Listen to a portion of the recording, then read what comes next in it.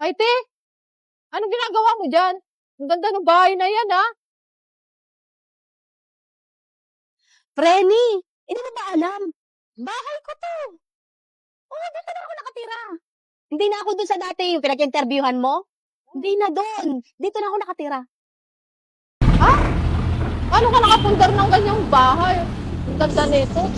Eh, di ba, in-interview nga kita sa Fortis, tapos pumila ka pa sa bigas. Oo. Tapos, nandiyan ka sa magandang bahay. Ano ka ba, Frenny? Ano tingin mo sa akin? Walang racket sa buhay? Ang dami kong racket sa buhay, kaya nga ako nakapundar ng bahay, oh. Eh, parang ang ganda ng bahay. Pakita mo naman sa akin yung loob niya. Ate, wrong timing ka naman eh. Aalis ako ngayon, tinan mo na kaya nga nakabihis ako. Sa susunod na araw, ipapasyal kita dito sa loob ng bahay ko. O sige, diyan ka na. Kasi may pupuntahan pa ako. Mauna na ako.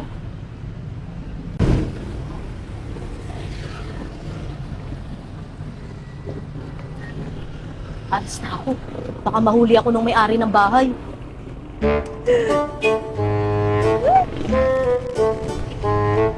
Anak, ayen. Kaya, ayun na. Oh, alam, pasulubong si tatay sa'yo. Oh, di ba ang ganda? Sabi ko naman sa'yo ako gagawa ng paraan para mabili ko yung gamit mo sa eskwelahan Oh, tay, ang ganda ng bag! Mabuti na lang talaga nagkaroon ng trabaho si tatay, no? Kahit papano, unti-unti nabibili ko yung mga pangailangan mo sa eskwelahan. Siguro, plano na rin ng Diyos kung bakit di tayo nakapara sa Porpis Yaan mo anak, lahat gagawin ni tatay para sa pangarap mo, para sa pag-aaral mo.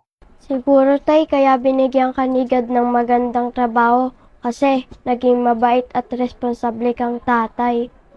Anak, ginagampanan ko lang naman yung pagiging tatay ko sa'yo. Siyempre, anak kita Bibigay ko lahat ng pangangailangan mo. Mas maganda na rin yung pinaghihirapan mo yung mga bagay na gusto mong makuha sa buhay. Tsaka anak, lagi mo tandaan na wag kang magyayabang sa ibang tao Lalo na kung hindi mo to pinaghirapan. Tsaka, mas maganda na yung maging totoo ka sa sarili mo kung ano ka. At least, wala kayo napakan ng ibang tao, di ba?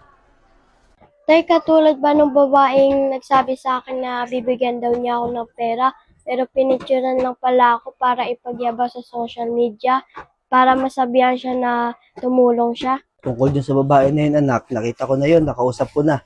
Alam ko na may totoong buhay niya Hindi ko lang maintindihan kung bakit ginagawa niya magpanggap na mayaman sa maraming tao. Minsan nga gusto kong kausapin yun Para iparating sa kanya na mali yung ginagawa niya. Pero alam ko, dadating yung panahon na makakatagpo siya ng tao na sasabihin yung tama para sa kanya.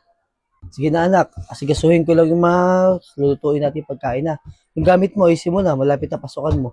Sige na.